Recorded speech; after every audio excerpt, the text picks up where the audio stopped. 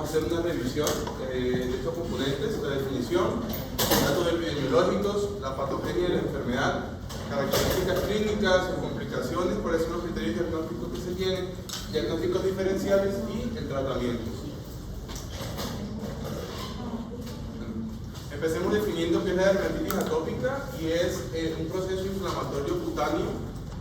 Como primer componente hay que saber qué es inflamatorio, que es un proceso crónico, que es intensamente pruriginoso, que es de carácter recidivante o recurrente, por lo que es un proceso crónico. Entonces con esto entendemos que la patología, a pesar de ser crónica, hay unos momentos en que hace episodios de agudizaciones y que se produce con mayor frecuencia durante la lactancia y la infancia temprana, que se denomina dermatitis atópica inicio temprano, y que ocasionalmente pueden presentarse en la etapa adulta. Hay que saber que la dermatitis atópica tiene un componente genético, una enfermedad genética, y suele ir acompañada de otro tipo de trastornos o de patologías que en un conjunto se denominan como marcha atópica. Para ilustrar la marcha atópica, aquí tenemos una gráfica en la cual vemos una secuencia de enfermedades alérgicas que tienen una persona a lo largo del tiempo. Entonces, se dice que la dermatitis atópica es la primera enfermedad con la cual la persona hace el debut de la marcha atópica. Entonces, aquí vemos la incidencia y aquí vemos el recorrido a lo largo de los años en edades. Entonces vemos que cuando nace o en el proceso de formación del infante y del niño, debe haber un defecto en la barrera cutánea, ¿sí? En la barrera epidérmica. El más mencionado en la literatura para la dermatitis atópica es una deficiencia de filagrina, una proteína que vamos a ver más adelante. Entonces, al haber este trastorno, este defecto, y al haber rascado o al haber contacto con algún tipo de irritantes o sensibilización epicutánea, va a aparecer la dermatitis atópica, ¿sí? La edad de presentación más o menos a los 2 años de edad. Es el primero, por eso se dice que es la primera patología de la marcha atópica con la cual se hace debut. Y luego pueden presentarse otros tipos de patologías como pueden ser el asma alrededor de los 6-7 años y la rinitis alérgica alrededor de los 10. Otra cosa importante de esa tabla, además del momento de aparición, es el momento de resolución. Fíjense cómo caen las curvas en las 2 primeras y cómo la rinitis tiende a ser persistente en la vida, que es lo que vemos. Ese es el comportamiento usual de las enfermedades, pero vamos a ver que en la dermatitis atópica, si ustedes ven, hay una caída con los años. Algunos pacientes pueden tener una caída y una reaparición de los cuadros, que vamos a hablar ahorita. Incluso la dermatitis atópica del adulto, donde no aparece tan temprano en la vida, sino que lo vamos a ver ya posterior, en la segunda, tercera, incluso a veces en los adultos mayores, ¿sí? Pero será en la minoría de los pacientes. Este es el comportamiento usual. Es decir, con eso podemos decir que el paciente se cura de la dermatitis atópica. No. Puede mejorar e incluso la enfermedad en la mayoría de las personas se va a hacer menos grave con el tiempo, ¿sí? Pero van a quedar algunas cositas que llamamos estigmas que van a estar presentes en los pacientes en la vida adulta. En cuanto a la epidemiología, debemos saber que puede afectar a todas las razas. Es más frecuente en el sexo femenino, que posiblemente la dermatitis atópica, como ya vimos, es la manifestación más frecuente de la atopia, ya que un 50% de los pacientes con atopia la presentan a los 2 años y el 80% antes de los 5 años. Y que aproximadamente el 80% de los pacientes con dermatitis atópica luego van a hacer presentaciones de asma o de rinitis alérgica. Los tipos que nos define la literatura de dermatitis atópica lo clasifica de acuerdo a la edad en que aparece. Cuando aparece es temprano, es el tipo más común, se desarrolla por lo general en los 2 primeros años de vida, pero puede aparecer incluso hasta los 5 años. El 50% de los pacientes van a desarrollar anticuerpos de inmunoglobulina específicos contra algún tipo de alergeno que les provoque la dermatitis antes de los 2 años de edad. Y que el 60%, la literatura dice que entran en remisión a los 2 años de edad, pero ya sabemos que la patología se hace menos agresiva, es menos grave y en otros persiste la adolescencia y en la edad adulta, con la misma gravedad con la primicia. La de aparición tardía comienza después de la pubertad, se dice que aproximadamente después de los 11 años. El 30% de estos pacientes no desarrollan anticuerpos de inmunoglobulina específico, algún tipo de alergeno, ni tampoco presentan marcha atópica, y la mayoría en esta clasificación son mujeres. Y la inicio senil es la que está menos estudiada, por la que es menos incidente. Comienza después de los 60 años, este tipo de dermatitis atópica. Miren que esto es importante incluso ahorita cuando veamos los criterios diagnósticos, porque a medida que aumenta la edad se nos hace más difícil hacer el diagnóstico de la enfermedad, porque empieza a tener ya algunas cosas ausentes que son típicos en los criterios diagnósticos, como por ejemplo la presencia de otras condiciones atópicas como la rinitis, el asma o incluso niveles elevados de inmunoglobulina E, que son parte de los criterios menores de ella. Para la patogenia, vamos a ilustrar con esta gráfica. Pero antes de eso, ¿qué factores de riesgo tendríamos como condición para que se desarrolle la enfermedad, además de la fisiopatología? Antecedentes parentales. Bueno, antecedentes. Antecedente atópico en la familia, si ya sea rinitis, asma, ¿qué otra cosa se requiere para que se desarrolle la enfermedad? Bueno, la exposición a algún alérgeno. ¿Leyeron sobre la teoría de la higiene? No, señor. Que tener más higiene hace que los niños desarrollen mayores alergias porque no están expuestos a patógenos, por decirlo así. Tener más Entonces, esa teoría habla o explicaría un poco por qué se ve más, por ejemplo, en países industrializados, en pacientes de pronto hijos únicos, estrato alto, sí, exceso de limpieza. Porque usualmente el exceso de higiene reduce la exposición a alergenos de manera temprana, no hay inmunidad, posteriormente se genera hipersensibilidad a los mismos. ¿Sí? Esa teoría es discutida, sin embargo, sigue estando mencionada como una posible desencadenante de dermatitis atópica en determinadas poblaciones susceptibles. Yo había leído que en zonas urbanas es más común que en zonas Por la misma razón, en zona urbana, sí. Muy bien. Ahora miremos cuál es la fisiopatología de la enfermedad. En cuanto a la fisiopatología de la enfermedad, vamos a tener 5 puntos. Vamos a tener en cuenta 5 puntos. El primero es el genético. Se dice que el 90% de los pacientes que tienen dermatitis atópicas la van a desarrollar a temprana edad, antes de los 5 años. Se dice que el factor de riesgo más importante en cuanto a los genéticos es que tengan antecedentes parentales en primer y segundo grado para desarrollar la enfermedad. Y en cuanto a lo genético, también hay que saber de que esto principalmente se debe a, que lo vamos a hablar en el segundo punto, a mutaciones en genes que codifican para proteínas o componentes estructurales de la barrera cutánea, tales como son la filagrina, que es una proteína, y otros sinnúmero de genes y de proteínas que se encuentran en la piel, que van a producir pues, estos defectos. Lo segundo es la difusión de la barrera cutánea.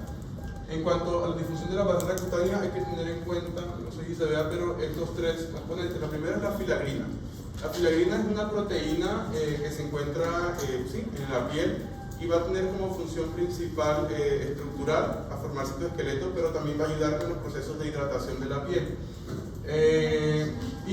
También con la formación del manto ácido de la piel, eso va a tener repercusiones también en el pH y esos procesos fisiológicos.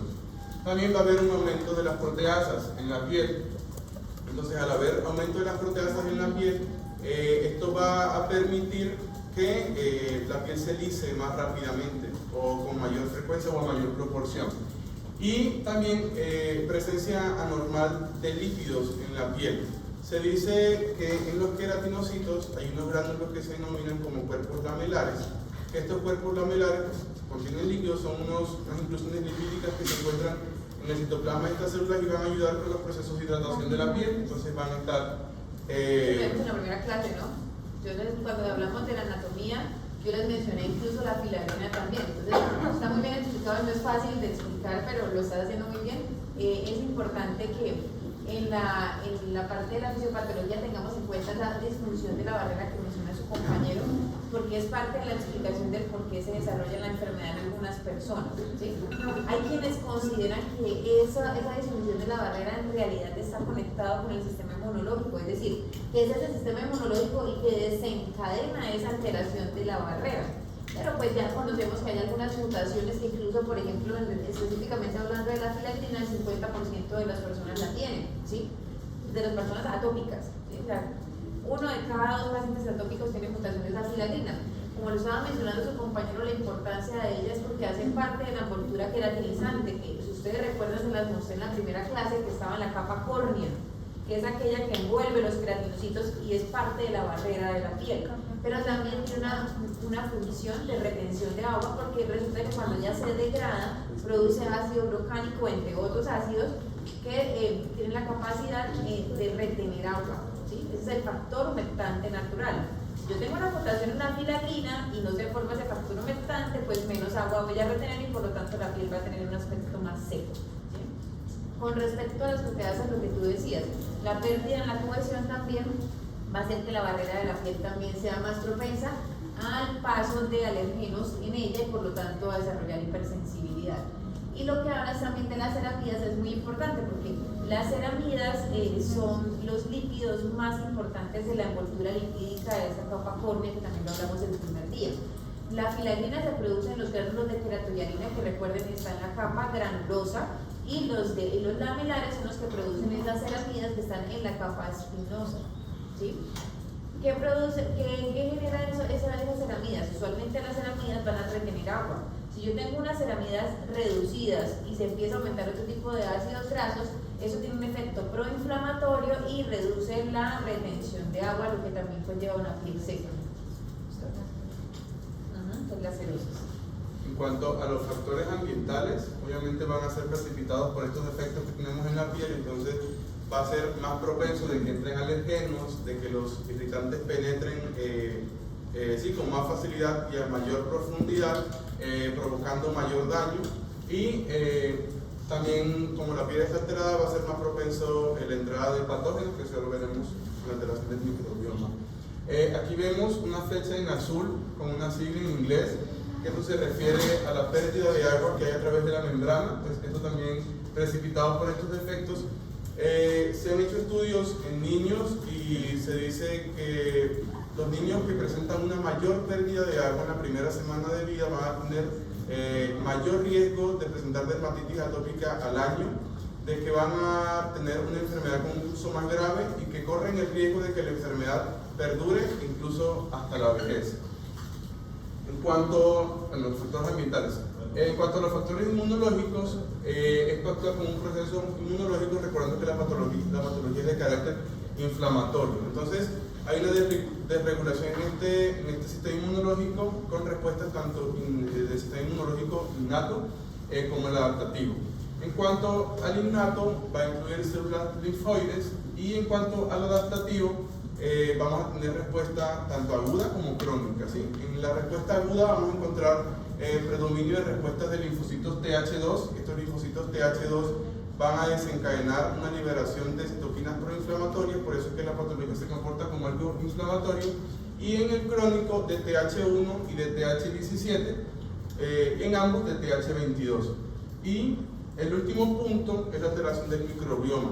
Como ya sabemos, hay defectos en la piel, los patógenos pueden penetrar más fácilmente, pero se ha visto que especialmente que el 90% de los pacientes que presentan dermatitis atópica presentan una desregulación en el microbioma. Sabemos que tenemos bacterias normales en piel y un microbioma allí, pero se dice que el Staphylococcus aureus puede crecer tanto que puede alcanzar una proporción del 90% de la totalidad de todo el microbioma que se encuentra en la piel.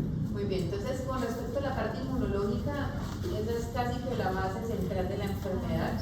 Como les estaba diciendo hace un momento, hay quienes consideran que es la que desencadena todo el cuadro clínico, incluyendo la pérdida de la barrera de la piel. Como lo estaba mencionando su compañero, tanto la inmunidad innata como la adaptativa son muy importantes.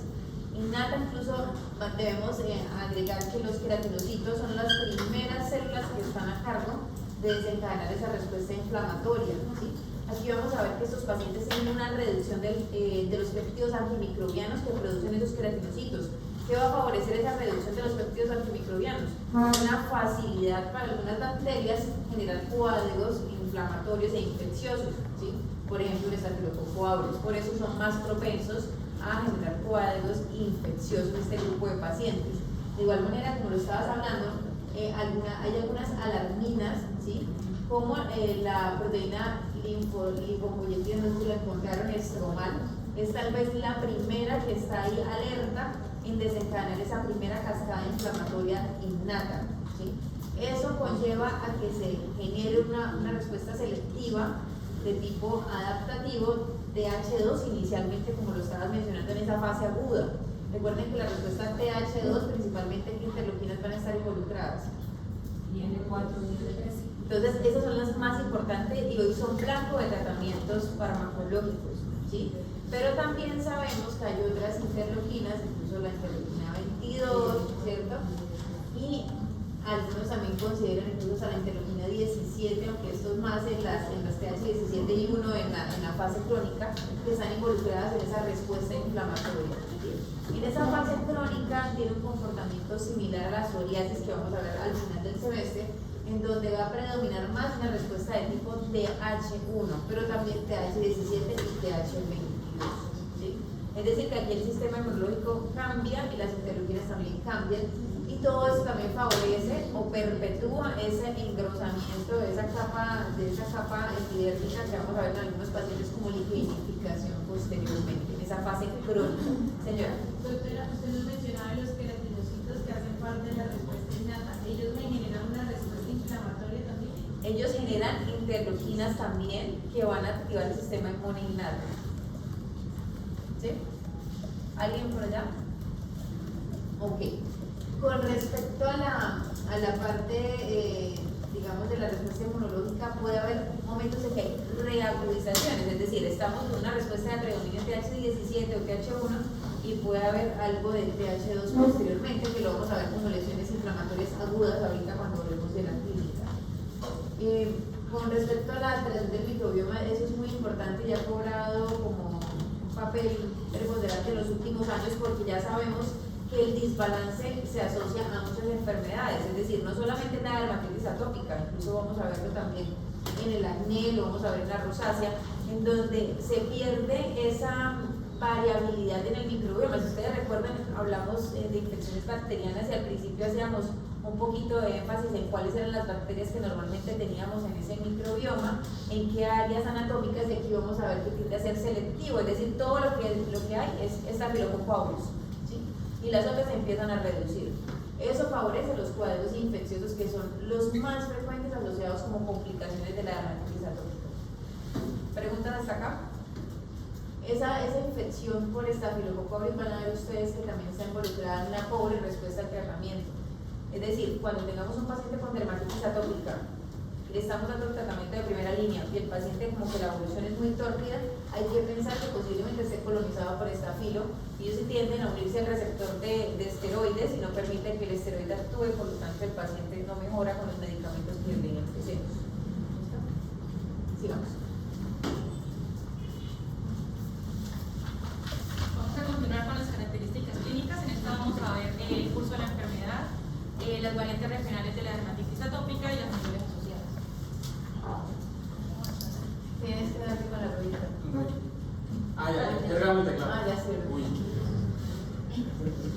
Bueno, entonces vamos a tener en cuenta que esto se va a dividir en diferentes etapas. Iniciando pues la etapa infantil, que va a ser menor a 2 años. Entonces, esta empieza a desarrollarse a partir del segundo mes de vida y a menudo pues aparecen pápulas neumatosas, vesiculares en las mejillas sin afectar la parte central. Estas pueden evolucionar a placas grandes con supuración y formación de costras, como vemos acá, pues no se ven en parte central, solamente en mejillas. También el cuero cabelludo, en el cuello, en las zonas extensoras de las extremidades, el tronco, pero esta va a respetar generalmente la zona del pañal. En los primeros 6 meses de vida, pues la cara, el 90% de los pacientes se le ve la cara afectada. Y los bebés más pequeños pues, pueden intentar aliviar esa picazón frotándose con la ropa, y ya cuando son más grandes pues directamente sí se rascan. Entonces, este es como el grupo etario más frecuente en el que vamos a ver la dermatitis atópica. En esos primeros años de vida usualmente se asocian a cuadros más agudos, por eso ustedes van a ver que mencionan lesiones húmedas, y eso lo vimos cuando estábamos hablando de dermatitis de contacto. Les decía, la fase aguda de los eczemas tiende a ser más vesiculosa, ¿cierto? Con secreción de líquido, con formación de costra. Eso es típico en esta primera fase, en esta primera etapa de la vida. Los sitios anatómicos van a cambiar según la edad. En este momento de la vida, cuando son menores de 2 años, ¿cuál es el sitio donde vamos a ver las lesiones? La cara. En la cara es lo más frecuente, pero también cuando son muy pequeñitos en las zonas extensoras, ¿cierto? Para luego ubicarse en los pliegues. Pero en esa primera etapa es más de áreas extensoras. Y es parte de los criterios de diagnóstico. Que es parte de los criterios diagnósticos de la enfermedad. Continuamos con otra infantil, pero esta vez de 2 a 12 años. Entonces en esta como decía la doctora, van a ser menos exudativas y se van a liquenificar, o sea, se van a poner más gruesas. Sí, exacto. Los sitios clásicos van a ser las fosas antecubital y hipofisio, entonces por eso le llaman el eczema de la flexión. Entonces se verían las zonas más, vendrían siendo estas dos rojas. Exacto. Las otras ubicaciones más comunes vendrían siendo las muñecas, las manos, los tobillos, los pies, el cuello, los párpados y pues cualquier área que se pueda ver afectada. Aquí ya las mejillas no son tan frecuentemente comprometidas como en esa primera etapa, ¿no? Esa sería más de flexión y como decíamos pues se va a engrosar la piel. En esta etapa podemos ver descamación. Aquí ya no hay tanto lesiones húmedas. A veces puede haber reagudizaciones, pero lo usual es que sean más descamativas o ligenificadas. Y a medida que va creciendo el paciente, son más gruesas o más ligenificadas las lesiones. Y como hablamos, la cirrosis puede volverse más pronunciada y más generalizada. La cirrosis sería que pone más seca la piel. Exacto. En el adulto y el adolescente, pues los mayores de 12 años, son lesiones lignificadas, subagudas, crónicas. Y la afectación van a ser los pliegues. El cuadro clínico pues también puede cambiar en los adultos, puede ser frecuentemente crónica en las manos y van a haber componentes tanto endógenos como exógenos. Principalmente pues la dermatitis facial y a menudo pues la afectación grave es en el párpado.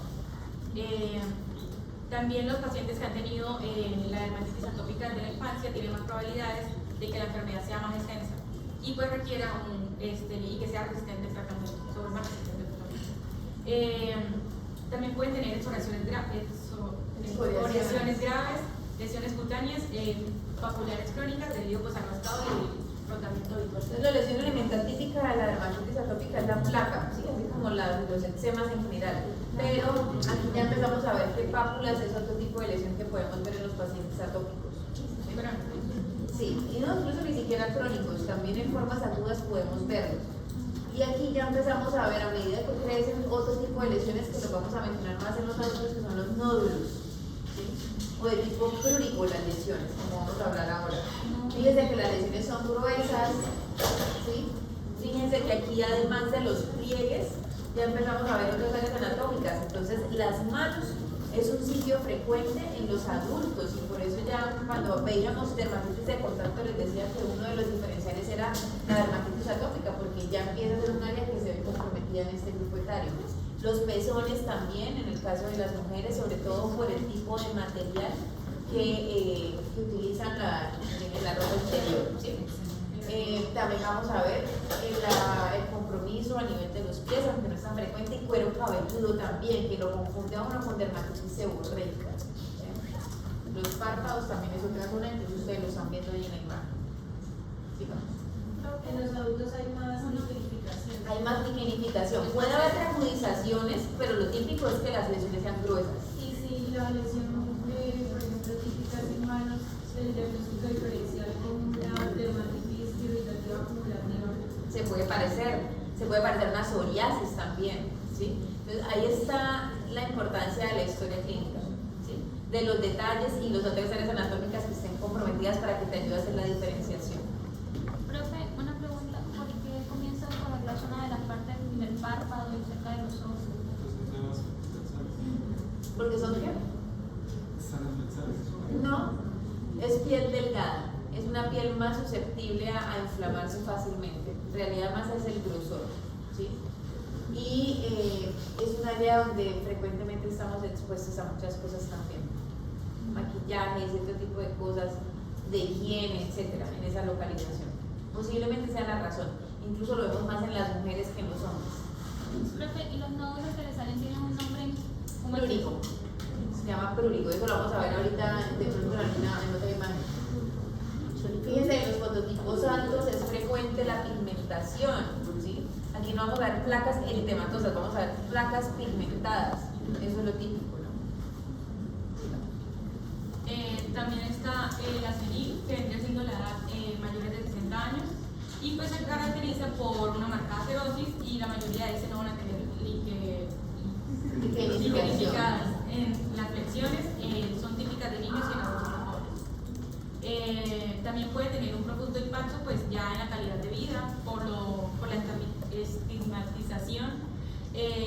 Pueden haber a veces alteraciones del sueño, angustia psicológica, el aislamiento social, un deterioro del funcionamiento, ya sea pues en la escuela o en el trabajo. Miren lo difícil que sería diagnosticar dermatitis atópica en ese grupo. Tendría como Primero es un diagnóstico de exclusión. ¿Por qué? Porque no es una patología frecuente en esa edad.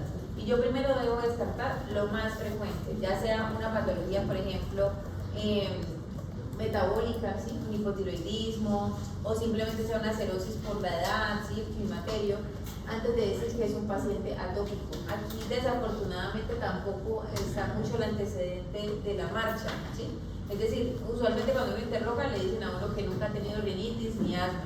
Entonces para uno decir que es atópica tiene que haber descartado todo lo demás, ¿sí? Y poder quedarse con eso. El paciente que tuvo en la infancia y luego hace en la vida adulta, pues eso es mucho más sencillo. El problema está en que un paciente nunca ha hecho lesiones y aparece en la vida adulta, sobre todo adulto mayor. El diagnóstico ya, primero hay que pensar en todo lo demás antes de decir que es atópico. Ahora vamos a continuar con las variantes regionales de la dermatitis atópica. ¿Qué edad tendría ese paciente con esa distribución? Los menores de 2 años. Los más pequeñitos. Mire que son las mejillas, las áreas de defensoras. Y como decíamos, pues va a respetar la área de español. Eso es importante, ¿no? Yo les decía la semana cuando tuvimos la dermatitis seborreica, la semana pasada, les decía que se acordaran de eso porque la dermatitis atópica respeta el área del pañal, la dermatitis seborreica compromete el área del pañal.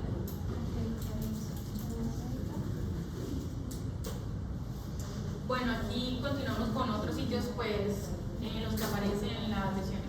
Los sitios más comunes vendrían siendo pues la dermatitis de cabeza y cuello, que principalmente da en la cara y en el cuello, después de la pubertad, y que puede ser desencadenado por la adolescencia y el crecimiento excesivo. Entonces fíjense que lo veíamos en los niños en las mejillas, pero también vimos en adultos que el párpado se comprometía, que el cuero cabelludo también, y que se podría parecer a la dermatitis seborreica. Entonces ahí está ese grupo poblacional. El edema de párpados. El edema de párpados es prominente y en implicación. También el edema de descamación circulante en la enfermedad de los labios, la irritación, al lamer se irritan, entonces le dicen el eczema del labio de los labios. El eczema por saliva, ¿sí? O el amido se llama. El eczema del oído, el eritema, la descamación, en las fisuras debajo del lóbulo de la oreja y la región retroauricular. Y esta van a tener a veces pues una infección bacteriana. El otro que también es común es el eczema atópico de las manos, que a menudo pues va a ser por la dermatitis vector-bacteriana. Superpuesto, se refiere a que pueden estar concomitantes. Y se acuerdan cuando hablamos de dermatitis de contacto que les dije, un factor de riesgo para hacer dermatitis de contacto irritativa es tener dermatitis atópica. Ahí está. Y fíjense también, lesiones de tipo prurigo, que era lo que yo les mencionaba, que son los nódulos que pican muchísimo. Eso lo vamos a ver más en adultos, eso no se ve tanto en los niños. Aquí hay otras lesiones. La erupción ligenoide friccional, como ustedes todavía no hemos visto en los pacientes, pero es lo que llaman dermatosis del cajón de arena, que son unas pápulas gruesas que hay en los codos y en las rodillas de las personas atópicas. Y que usualmente lo vamos a ver más en niños que están en areneros o que juegan en el piso, etc. Tienen más prominencia de los folículos en esa localización. Y las lesiones numulares, ¿tienes foto de eso? No, doctora. Entonces se los dejo de tarea para que miren cómo se ve el prurigo, cómo se ve la dermatitis o las lesiones numulares, que son lesiones redondeadas que parecen monedas. Los que han tratado conmigo sí hemos hablado de eso.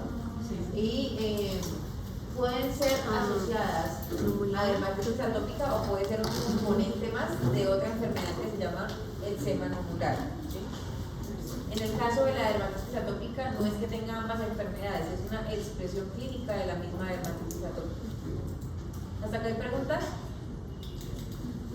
Bueno, sigamos. Bueno, en otros sitios de predilección también está la sequedad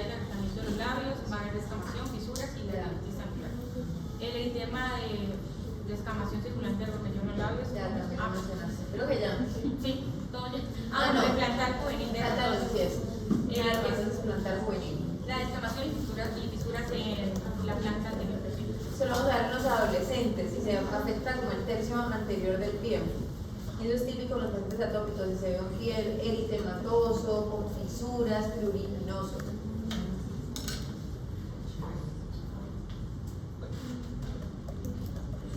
Las funciones asociadas va a ser el prurito intenso. Pues este va a ser un sello distintivo pues, de la dermatitis atópica y la aplicación empieza a... condiciones asociadas. Sí, condiciones asociadas. Y empieza a aflorar en la noche. Esta se puede exacerbar ya sea por la sudoración o por la ropa de lana. Y pues al frotar y rascarse pues puede iniciar respuesta al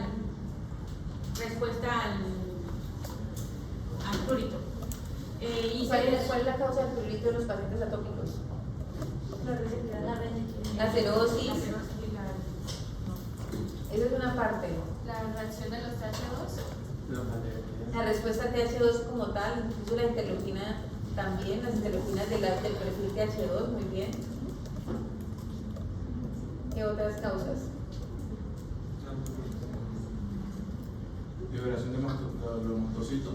Esa es la mínima, eso es lo menos importante. Y por eso, para llevar la pregunta precisamente, ustedes son felices formulando el antihistamínico a todos los pacientes y ya uno aquí empieza a aterrizar qué pacientes les funciona o no les funcionan los antihistamínicos. Entonces acá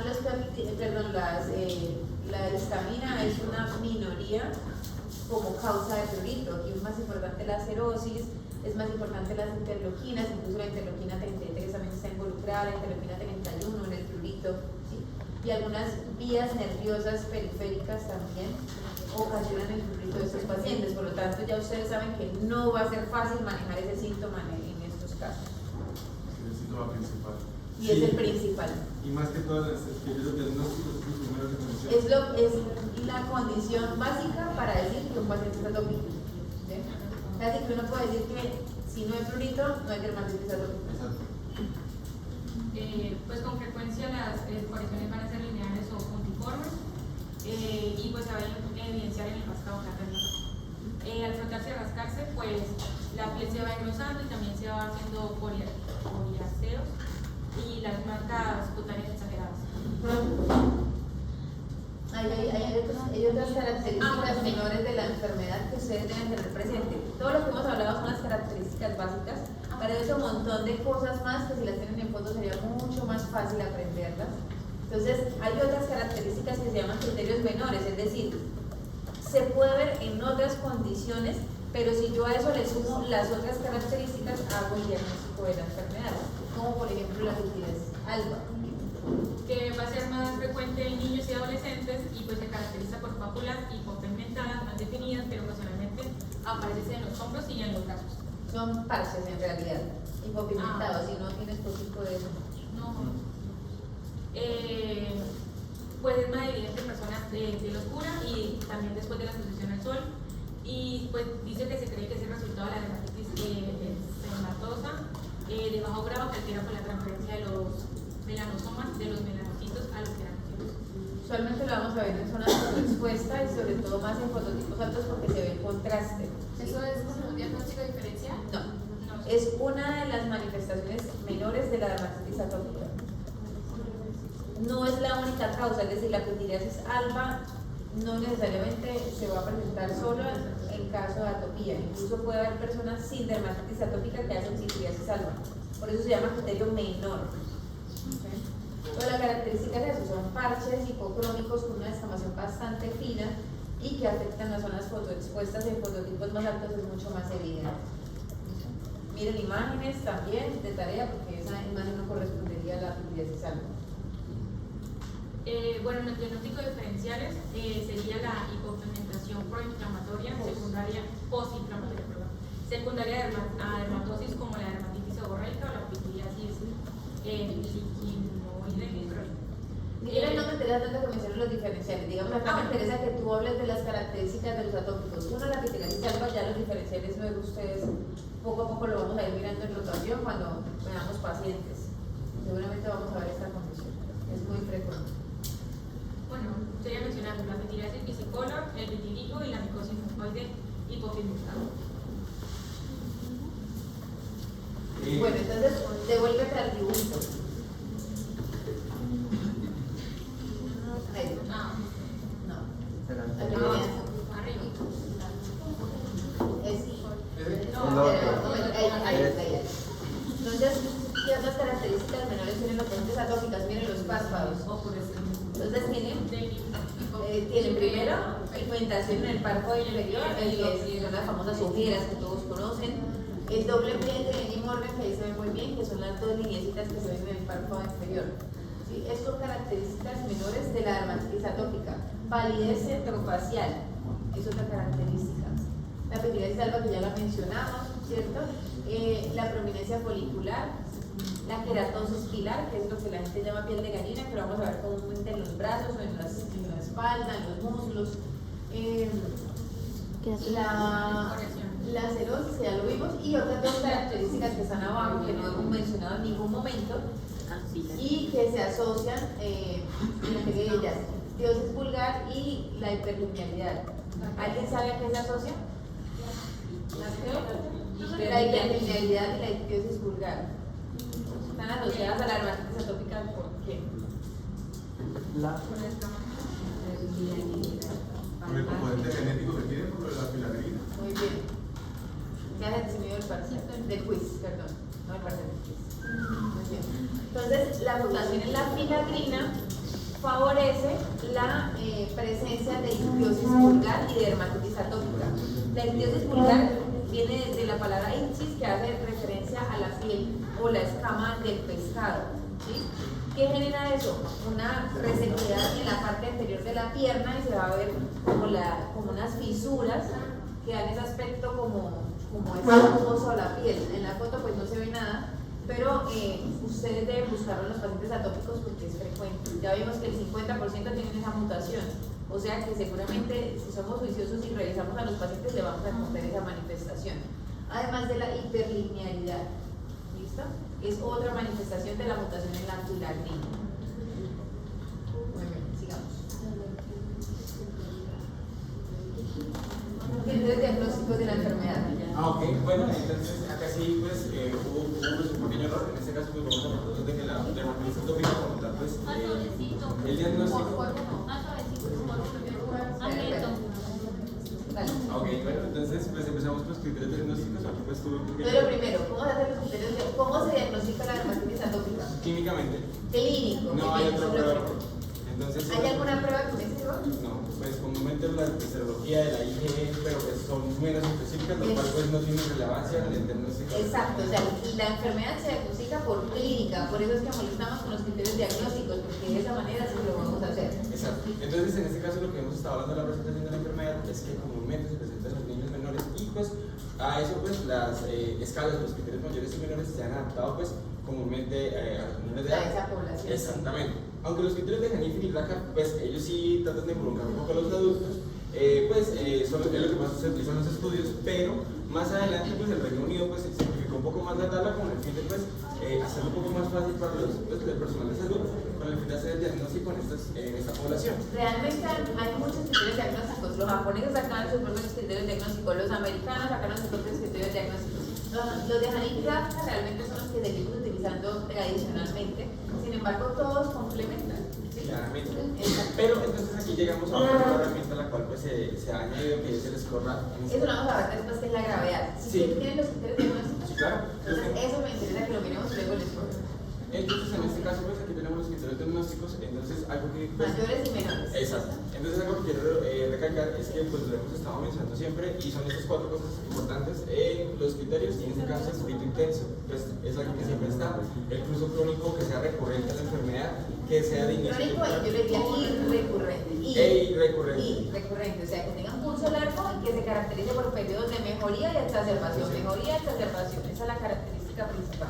La segunda, pues obviamente ya lo hemos hablado, del grupo etario que sea de arte y también pues los antecedentes personales, genéticos y familiares que generen pues atómicos. Entonces aquí pues nos dicen que los criterios mayores o menores, con este que están de 3 criterios o más, tanto menores como mayores, para hacer el diagnóstico de la enfermedad. Entonces, esos son los criterios mayores. Entonces, el prurito es uno de ellos. La morfología y cómo se distribuye. Cómo La es morfología de alimentación. ellas, que son placas, eritematosas, que tienen descamación, o son húmedas, o tienen lignificación.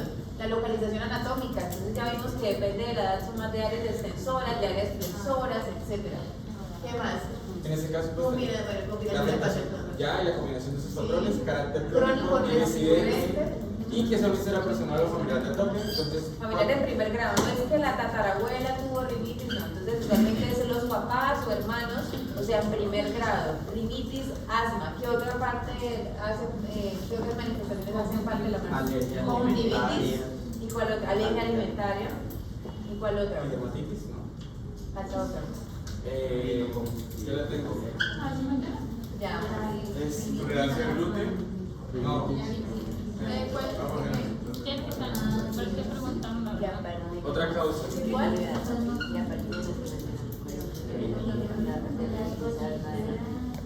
otra cosa? Esofagitis eosinofílica. Esofagititis. Una cosa que tiene que ver con Ah, ok. Esa la dice. Eso La dice, ¿sí o no? eosinofílica.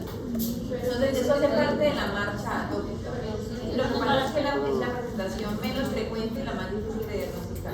Y ya los criterios menores, pues todos los que mencionó mi compañera, en este caso, pues Los criterios menores es todo lo que hablamos ahorita. todo, cerosis, La pigmentación, el doble pliegue de Morgan, la palidez facial, los la test keratosis. cutáneos. Y aquí ya empiezan a entrar las pruebas diagnósticas. Fíjense que las pruebas diagnósticas son criterios menores, es decir, yo perfectamente puedo hacer el diagnóstico con los criterios mayores. ¿Qué pruebas diagnósticas? Entonces está la inmunoglobulina E, que está elevada, pero depende del grupo etario, sus compañeros lo mencionaron. Los primeros años de vida es muy frecuente que la inmunoglobulina E esté elevada, pero a medida que se es más grande hay más dermatitis atópica extrínseca, es decir, con niveles de inmunoglobulina E normales. ¿Sí? La otra prueba diagnóstica que también podemos utilizar que son las pruebas de parche, las pruebas de PRIC, que son pruebas para evaluar alergenos específicos, unos alimentarios, ambientales, ¿sí? O de contacto. Entonces son otras pruebas adicionales. Y ahí están todo el resto de cosas que también deben buscar, incluyendo la alergia a algunos alimentos, respuesta exagerada a las picaduras de insectos, que no lo hemos hablado, hipersensibilidad al sudor, que son tal vez otras cosas que no hemos mencionado.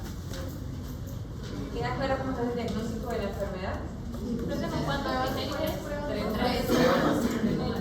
La inmunoglobulina E, las pruebas de PRIC y las pruebas de PRIC, las pruebas de parche y los niveles de inmunoglobulina E. O 3 mayores o 3 menores. Por eso dice acá O criterios mayores. Si tienen los 3 mayores no necesita ninguno menor, pero usualmente si tienen 3 mayores tienen también varios menores. Eso es lo usual. Y bueno, Sigamos. El escorraz. Entonces, resulta que una vez que yo he clasificado a mi paciente que tiene una dermatitis atópica, debo plantearme qué grado de dermatitis atópica tiene. Si es una enfermedad leve, moderada o grave. ¿Por qué? Porque resulta que algunos pacientes van a tener un peor pronóstico y van a tener menos respuesta a los tratamientos. ¿Sí? Entonces, hay varias escalas que se utilizan. Los que vean conmigo dermatitis atópica, por ahí tenemos un paciente con una forma grave. Van a ver que aplicamos diferentes escalas. La que más se usa es el SCORAS, pero también está, por ejemplo, el IGA, que se utiliza más en estudios de investigación, el EASI también es otra escala, y evaluamos también la calidad de vida, es otra escala obligada para la severidad. por la afectación que tiene. ¿Por qué molestamos por las escalas? Porque resulta que a veces incluso hasta para los medicamentos se requiere ser objetivo en la valoración para que sea autorizado X o Y medicamento. Bueno, ¿La entonces, explico? ¿la tienes? Es que esta es la necesidad de medicar, entonces como le dije. Entonces la van a buscar. Básicamente, ¿qué evalúa? ¿Qué evalúa la escala? En este caso, pues ella va a hablar de la extensión de la extensión, la De los intensidad, sitios que están afectados. la intensidad de los síntomas y pues la sintomatología.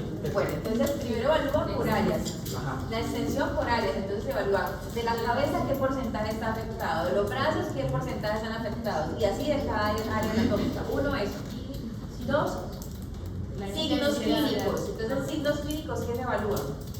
Eritema, Prurito, pérdida de sueño. bueno, no, esos son los síntomas asociados. Entonces, eritema, si hay descamación, si hay escoriaciones, si hay lesiones edematosas, si hay liquenificación y qué grado de severidad tiene cada uno por zonas, ¿sí? Y se hace como un porcentaje. Entonces uno mira en todo el cuerpo cuál es el promedio de eritema, cuál es el promedio de descamación, cuál es el promedio de escoriaciones, etc. Y la escala tiene una ventaja y desventaja a la vez porque incluye también síntomas, incluye si el paciente puede dormir o no y si le pica mucho la piel o no. Eso puede ser bueno, pero también puede ser malo porque es muy subjetivo. Tenemos pacientes a veces con pocas lesiones, pero que dicen que no duermen y uno le coloca 10 en la escala de sueño y termina con un porcentaje altísimo aún sin tantas lesiones en piel. Entonces tiene como esa desventaja. Pero es la única escala que incluye las manifestaciones asociadas. El resto de escalas son un poco más objetivos de las lesiones que estoy viendo yo como médico, ¿sí? La calidad de vida se evalúa a través de preguntas y lo que busca también es mirar qué tanto la enfermedad le ha alterado su vida diaria, ¿sí? En todas las esferas sociales, en la esfera incluso sexual, de trabajo, ¿sí? Es decir, qué tanto esa enfermedad impacta en el paciente, y eso también es un criterio para decidir algunos tipos de tratamientos. ¿Listo? Antes de pasar al tratamiento, hablemos de complicaciones. ¿Tienes complicaciones? No, doctora, no tengo. ¿Qué complicaciones puede tener un paciente con dermatitis atópica? ¿Cuál es la más frecuente? Infecciones. ¿Cuál es la más frecuente? Malacesia. Bacterianas por estafilococo aureus. Muy bien. ¿Sí? ¿Cuál otra? Bueno, de las infecciosas, ¿cuál otra además de la estafilococo aureus? Bueno, no es tan bueno también, pero ¿qué otra? Micóticas por malacesia. El herpes también es otra importante. Molusco. Es importante que lean ese cuadro, si no lo leyeron deben buscarlo, que es la erupción paniceliforme de Kaposi, que es una infección por herpes tipo 1. Búsquenla porque es una de las complicaciones que incluso tiene mortalidad. ¿Es el mismo eczema herpes? Es lo mismo.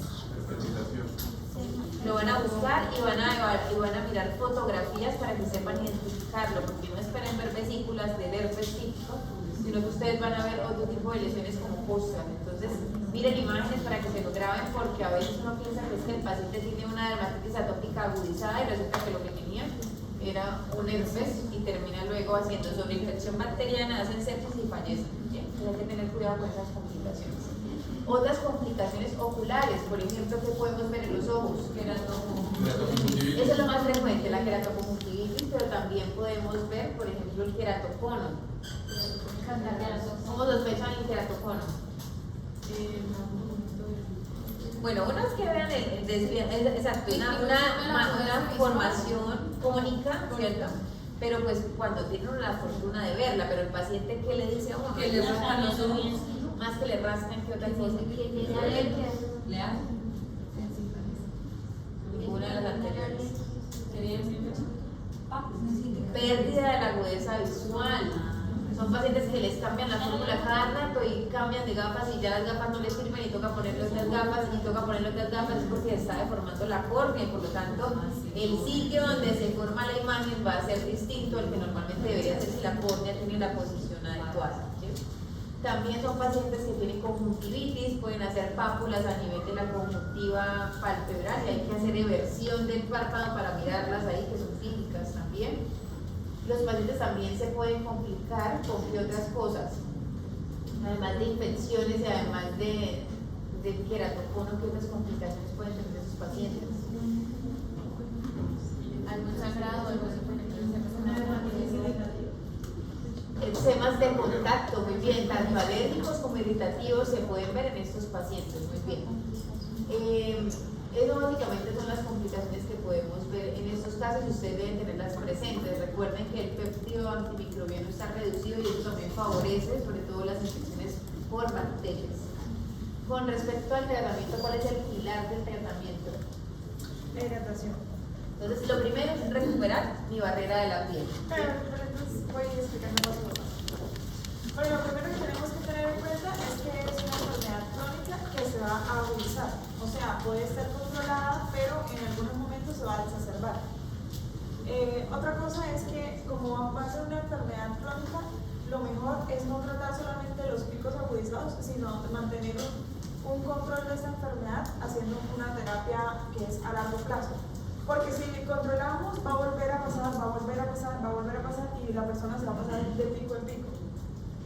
¿Cuál va a ser el pilar? Pues como decía la doctora, van a ser los humectantes, porque esto lo que nos va a ayudar es a retener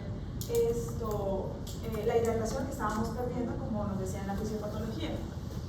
¿Qué terapias tenemos? Tenemos la terapia antiinflamatoria, la fototerapia, también evitar medicamentos sistémicos y tópicos, evitar los factores exacerbantes, y los baños también dicen que pueden servir, pueden ser útiles, pero no hay una efectividad comprobada. ¿Qué podemos hacer? Cuando el niño lo estamos bañando, cuando la persona, el paciente se esté bañando, tiene que bañarse con agua tibia, no caliente, tibia, y esto debe ser por lo menos Más allá una vez de al eso, día. ¿qué es lo más importante? ¿Señora? ¿Qué es lo más importante más allá de la temperatura? El tiempo. Sí, acá ya lo considero. Debe ser una vez al día, por lo menos, y tiene que ser de 5 a 10 minutos máximo. Máximo, son baños cortos, o sea, lo más importante es que son baños cortos. Puede ser más de una vez al día en que se bañen. Les pongo el ejemplo. Si yo tengo una dermatitis atópica y a mí me la exacerba el sudor, decirme que me bañe una sola vez al día, pues va a ser una crueldad, porque si yo estoy sudada en la tarde y no vengo a bañarse una sola vez, pues va a estar con el poquito intensamente todo el día. Entonces, lo más importante son los baños cortos y que eso esté luego complementado con la hidratación de la piel. Los limpiadores, ¿cómo deben ser? Los limpiadores deben ser neutros, Sí. no pueden tener olores, no pueden tener parabenos ni nada por el estilo. O sea, lo más importante es que sea sin perfumes Sin nada. y sin colorantes, es decir, que sea una crema blanca sin olor. Esa es la característica. Recuerden que los pigmentos que tengan algunas cremas y los olores o perfumes pueden ser alergenos en un paciente atópico. Bueno, entonces esto nos va a favorecer la hidratación y la descamación. Como hablábamos, bueno, las cremas hidratantes también, esto nos va a mejorar la barrera de la piel. En cuanto a la terapia antiinflamatoria tópica, vamos a utilizar los corticoides tópicos, pero entonces esto, aparte de desinflamarnos, nos va a hacer que sea antiproliferativo, inmunosupresores y vasoconstrictores. A veces los antiinflamatorios tópicos no son suficientes y hay que utilizar un agente potenciador. Es decir, ¿en qué casos? ¿En qué casos vas a utilizar corticoides? ¿Cuál será la indicación? La dermatitis leve. Leve, ¿sí? Entonces, en las guías colombianas ustedes pueden revisar como las escalas de tratamiento y las guías europeas que le dicen a uno, clasifique a su paciente. Entonces, si mi paciente tiene una forma leve de la enfermedad, el tratamiento va a ser tópico.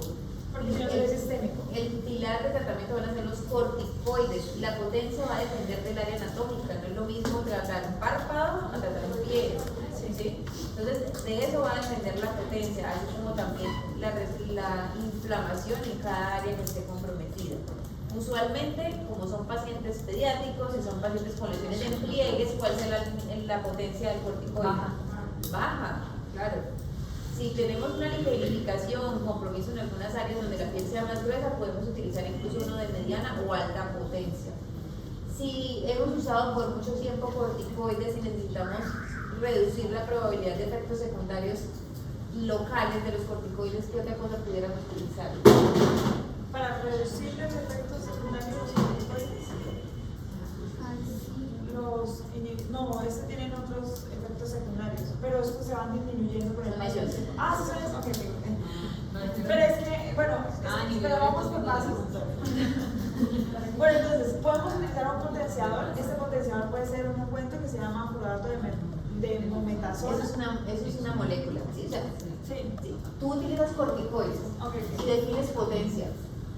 Los de baja potencia, hidrocortisona. Mediana potencia con efectos sofesteroides, es decir, que se inactiva rápidamente, mometazona. ¿Sí? La desonida también es incluso baja mediana potencia. El prednicarbato, la metilprednisolona, la dexametasona, ¿sí? Y tenemos los de alta potencia que son el alobetasol y el clobetasol, ¿sí? Entonces esto es simplemente una molécula más. Eso te dice, es un ejemplo de un medicamento de tipo corticoide que te sirve para, pero no quiere decir que es que para todos vamos a utilizar mometasona. No. Bueno, otra cosa importante acá es que Alobetasol y clobetasol. otra cosa importante acá es que hay que evaluar cómo va evolucionando el paciente, porque como la doctora dice, acá la terapia con corticoides es muy buena, da muy buenos resultados. Entonces muchas veces es que no se está aplicando correctamente, no se está aplicando con la dosis correcta, no se ve, o sea, hay un fallo terapéutico, pero no adherido al medicamento, sino a la forma de administración. En la gravedad también, ¿no? También depende de la gravedad, ¿no? Sí, claro. Una forma grave por más corticoide que le pongan. No, estamos hablando de una forma leve donde debería responder. Sí, no necesariamente. Acuérdense que también hay otros factores que influyen en la pobre respuesta. Acuérdense que hay pacientes que pueden hacer alergia a corticoides también, eso también está escrito, y puede ser parte de las razones por las que los pacientes no responden. O la otra razón, yo se las dije ahorita hace un rato. Infección por esta. Exactamente, que tengan sobreinfección por estafilococo aureus. Usualmente los pacientes que están colonizados por aureus no responden a los corticoides tampoco. Sí. Bueno, entonces, pero entonces teniendo en cuenta, o sea, descartando primero eso, porque puede ser uno de los factores, pero como es un medicamento tópico, pues la administración va a depender netamente de la mamá o pues del paciente como tal. Entonces tenemos que evaluar el cumplimiento. Otro pilar importante sería, con respecto a eso, la educación al paciente y al familiar para la administración de este medicamento. ¿Qué otros medicamentos tenemos? Tenemos los inhibidores tópicos de la calcineurina, que lo que hacen es suprimir las células T y la secreción de citoquinas. ¿Qué efectos adversos nos pueden presentar? Nos pueden presentar escozor y ardor local, pero a medida que, o sea, es como inicial y a medida que va administrándolo, va mejorando, o sea, va disminuyendo estos efectos adversos. También tenemos, ahí tenemos el tacrolimus al 0.03% y el ungüento al 1%, que se manejaría en moderada a grave. El pimecrolimus en crema al 1%, que sería de leve a moderada. También tenemos el crisaborol. Entonces, esos que están ahí son los que yo les decía que se pueden usar de manera segura para aquellos pacientes en los que, digamos, estamos utilizando corticoides desde hace mucho tiempo, ¿sí? Los corticoides no podemos dejarlos por siempre. Si ustedes saben, esta es una enfermedad crónica recidivante. No podemos dejarle para toda la vida el corticoide. Entonces, un buen ahorrador de esteroides es el inhibidor de calcineurina. En el país solo está el tacrolimus. Y tiene dos concentraciones, 0.03 y 0.1%. Uno para niños, otro para adultos. Niños mayores de ¿qué edad? De 2 años. 2 o 12. De 12, perdón, de 12 años. Entonces, 2. 2 años. Y mayores a los 12 pueden utilizar ya la dosis de adultos que es 0.1%. Ok. Eso es un buen ahorrador de esteroides, incluso es la indicación que está ahorita vigente en el post para la dermatitis atópica. O sea que si formulamos tacrolimus, esta es la indicación de dermatitis atópica, tiene aprobación de FDA y de PIMA. Ahora, si ya no utilizamos corticoides, no utilizamos inhibidores de calcineurina, ¿qué otra opción tenemos ahí? Sí, las que tienes ahí. Tenemos el crisaborol al 2%, que es un inhibidor de la fosfodiesterasa 4. ¿Está disponible? Esta creo que no. Pero esta se utiliza, ¿sí está? Recién llegó. Ok. Se la vamos a tener disponible dentro de poco. Pero no está disponible, esa fue la pregunta. Está disponible, pero todavía no está a la venta. Bueno, esto se utilizaría para mayores de 2 años. Este sí se utilizaría para mayores de 2 años. También tenemos la terapia de envoltura y es literalmente envolverlos. ¿Sí? Entonces esto lo que nos va a hacer, va a funcionar es para la recalcitrante, que sea un brote grave o que sea un brote agudo. ¿Cómo lo envuelves? Se envuelve la zona. Y se le echa un corticoide. ¿Qué le pones? O sea, lo envuelves con qué? Vendas. Apósitos. Con vendaje. ¿Sí? Con vendaje, claro, ¿no? Porque es que acuérdense que hay diferentes tipos de vendaje. No es lo mismo vendar una úlcera venosa a vendar un paciente que tiene dermatitis atópica. Yo lo que busco en este caso es retener agua. Sí, es de tener agua. pero no se puede tener presión ni nada por eso, porque lo que va a hacer es el efecto contrario y nos va a desescamar la piel, o sea, nos va a hacer No una se puede lesión. macerar la piel, se llama eso, macerarla. O sea, que tú la tienes muy húmeda y se rompe la piel. Entonces, eso, si no lo saben hacer, no lo hagan, porque requiere técnica especial para eso. Hay que saber qué presión se utiliza, cuánto tiempo hay que dejarlo, luego se colocan pijamas, cuánto tiempo hay que utilizarlo y cada cuánto se debe cambiar, porque esos pacientes, si yo no lo hago de forma correcta, pueden hacer sobreinfecciones bacterianas por humedad. Entonces hay que tener mucho cuidado con eso. Se dejan de 8 a 24 horas Sí. Y no exceder 2 semanas. y no más de 2 semanas. Exacto. Y en formas graves de la enfermedad, en formas leves no utilizamos eso. Bueno, otro que podemos utilizar es la fototerapia, que es donde utilizamos los rayos UV, UVA1 y UVA, que son de bandas estrechas, y lo que hacemos es combinarlos. Hay una buena respuesta, pero ese dice que no está tan... Eso se combina con los rayos Todos son UV. Sí, Banda estrecha. o sea, lo que se hacen es combinarse, son de banda estrecha, y lo que hacen es ayudar, pero no está siendo comprobado. O sea, lo que yo le dije es Sí, que sirven. Claro, depende de la gravedad. Entonces, para organizar la cabeza, si ustedes tienen un paciente con dermatitis atópica, deben primero clasificarlo. Listo. Las medidas generales, que no las mencionamos. Entonces, los cuidados de la piel lo mencionamos, ¿cierto? Sí. Baños cortos, la hidratación de la piel, evitar los irritantes, todo lo que son ropas de color oscuro que puedan generar tinturas en la piel, ¿sí? Sobre todo por el sudor. Controlar el ambiente donde estamos, es decir, el polvo, todas esas cosas que ustedes ven en rinitis también aquí aplican en los pacientes atópicos. Los alimentos, eso es bastante discutido, realmente no sabemos qué tanto influyen, pero parece ser que algunos alimentos pudieran estar asociados a alergias. ¿Sí? sí, huevos, leche, maní, soja y trigo. Y no es que van a prohibir eso, ¿sí? Entonces, muchos jóvenes le dan al niño, no, a la mamá, entonces no le dé más huevo al niño, no le dé más, no. Eso debe ser comprobado, ¿sí? Hay mamás que le dicen a uno, es que yo cada vez que le doy huevo al niño se brota, eso es diferente, ¿sí? Pero no es que como tiene dermatitis atópica le voy a hacer la lista de todo lo que no puedo usar, no, es un niño que está en proceso de crecimiento. Entonces, lo que hay que hacer es las medidas generales y observar si algún alimento es un detonante de la enfermedad, ¿sí? Con respecto a los probióticos y los simbióticos, ustedes van a encontrar que es discutido si sirven o no sirven. Hay artículos que hablan que pudiera tener un efecto positivo en la prevención, otros en la gravedad. Realmente son terapias que les falta evidencia porque no hay uniformidad en los lactobacilos que se evalúan y por lo tanto no se sabe si funcionan o no. Entonces, aquel que tenga plata, pueda comprarlos y pueda tomar, pues que se lo den, no pasa nada. Pero no es que tengan que darles probióticos ni simbióticos a los pacientes de forma rutinaria. ¿La lactancia materna es un factor protector o no? Sí. Por supuesto que sí lo es. ¿Hasta qué momento de la vida? Hasta los 2 años. Hasta los 2 años. ¿Hasta siempre? ¿Siempre? ¿Cómo así que se Ah, se refiere a la Hasta los 6.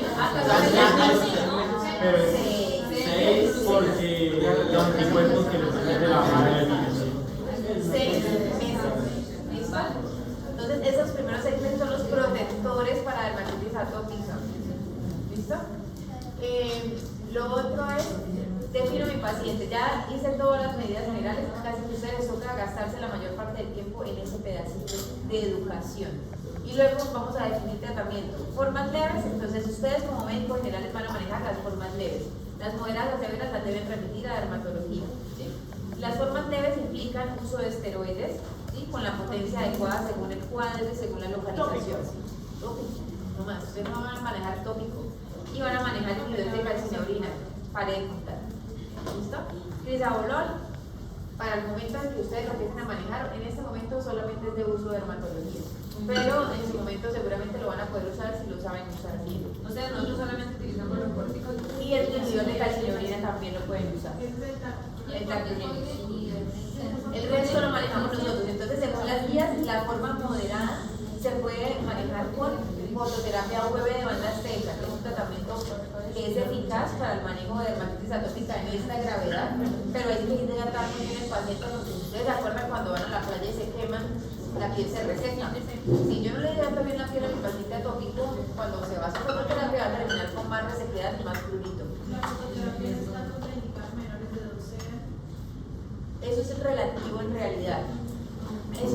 con la UVA, la PUA, porque le vamos a dar un Soralen, que es hepatotóxico.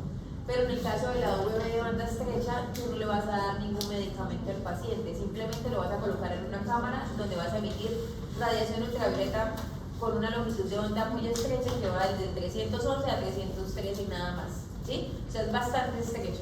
Entonces hace un efecto inmunomodulador, ¿listo? Después, si el paciente no responde, paso a la terapia sistémica. No me interesa que se aprendan esto, sepan que existe. Me interesa todo lo anterior que hemos hablado, eso lo deben tener clarísimo y deben saberlo manejar. Ya eso lo manejamos nosotros. Entonces nosotros definimos si el paciente es un candidato para ciclosporina, para metotrexate, o si por el contrario vamos a empezar dupilumab, que es un inhibidor de la interleuquina 4-13, ¿cierto? O si vamos a empezar un inhibidor de la JAK quinasa, que son terapias o moléculas pequeñas nuevas también, ¿sí? Entonces significa que sea banda estrecha. Banda estrecha se refiere que es una longitud de onda muy estrecha, ¿sí? Banda ancha es, por ejemplo, que tengas de 310 a 328, ¿sí? Eso es una banda más ancha. Y banda estrecha es porque tienes uno o dos digamos, de emisión, ¿sí? De la radiación. Solamente de 311 a 313 y nada más. ¿Listo? Es bastante segura, pero pues a largo plazo puede conllevar a cáncer de piel, por eso siempre debe ser manejada con precaución y hay que evaluar dosis acumuladas. Uno empieza a sumar cuánta dosis va recibiendo el paciente por día y ya sabemos a partir de qué dosis aumenta el riesgo de cáncer de piel. Profe, ¿cuál es el tópico de preferencia en el leve? El esteroide, pero sobre todo el cuidado de la barrera de la piel. O sea, con que tú hagas eso, gran parte de los pacientes van a mejorar. Si tú mejoras la barrera de la piel, muchos pacientes van a mejorar con solo eso. No, pero hay algún nombre de un esteroide que usted diga. Claro, entonces si es de baja potencia, la hidrocortisona es un tratamiento de lesión, ¿sí? La desonida también la pueden usar. ¿Y eso tiene algún porcentaje? La hidrocortisona? 1%. Voy a poner a buscar la escala de potencia de los esteroides. Yo les mencioné solo algunos, hay muchos más. Y van a ver que depende de la presentación. Hay, por ejemplo, betametasona, hay diclofenaco, hay valerato.